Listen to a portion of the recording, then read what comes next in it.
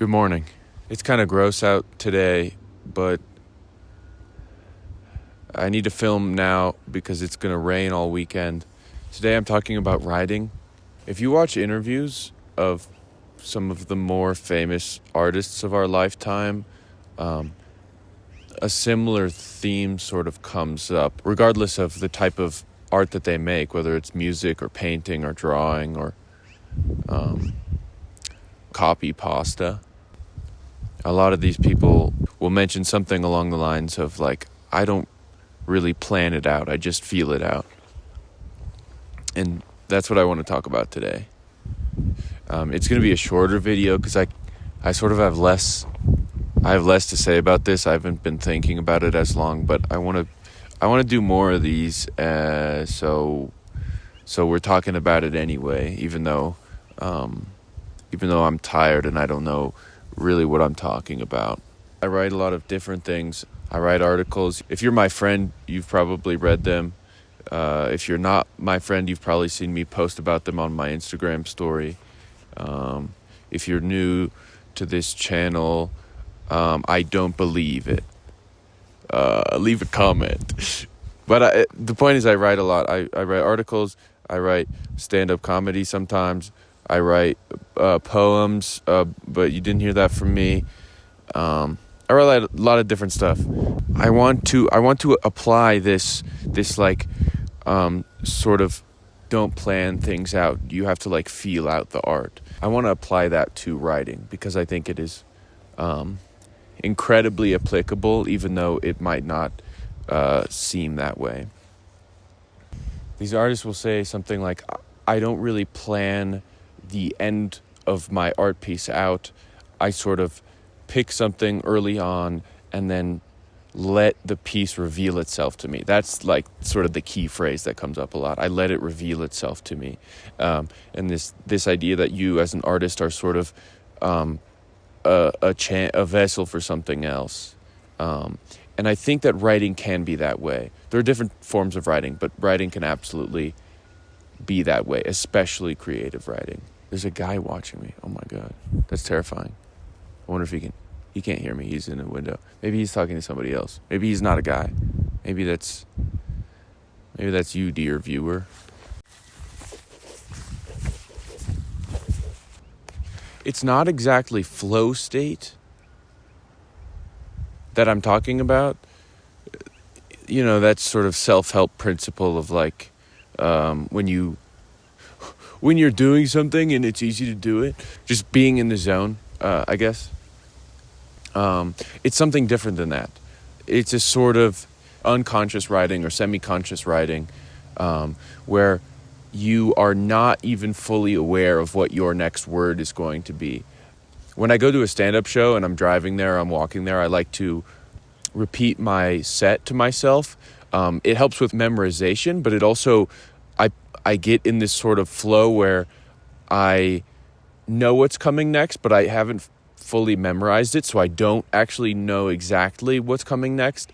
And without being fully aware of it, I will find another punchline, and I'll just say that because it comes to me. It's a weird thing that happens, but it also happens that words have to come from somewhere, right? And as a writer, you're not fully in control of that. I guess the point of this video is how do we best capture that sort of unconscious creativity?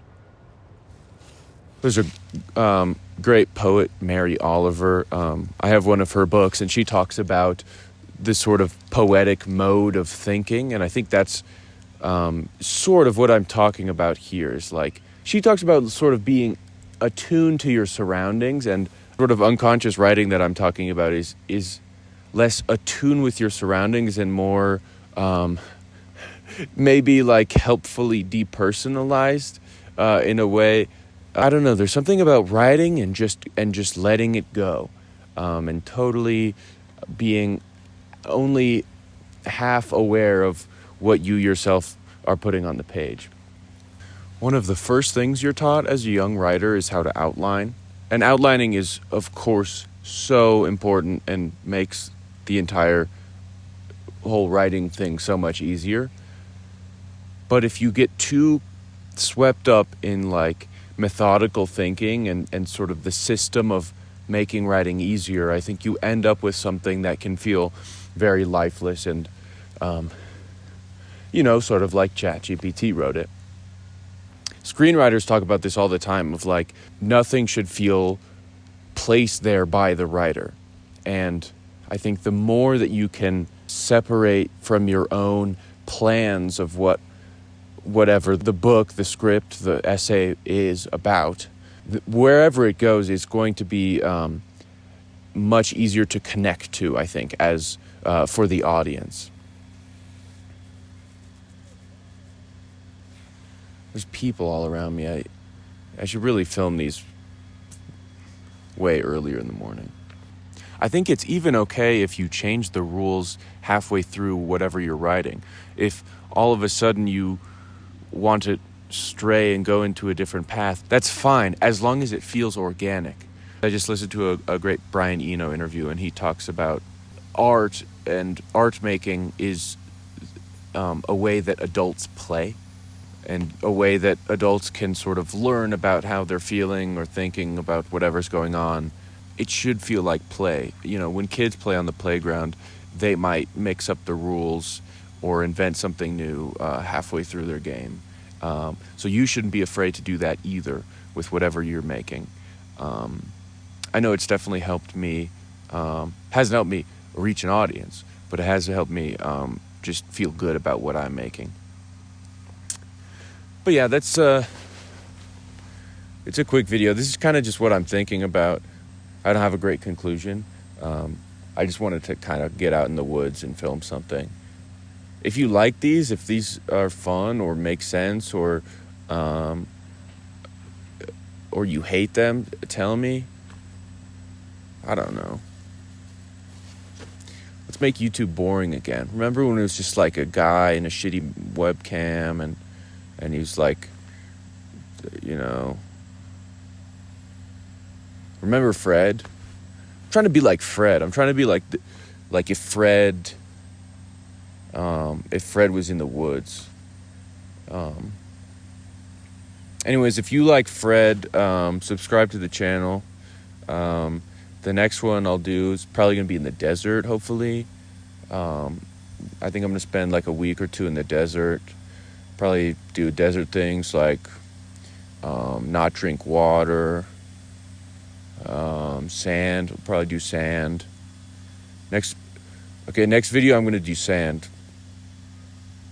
Bye.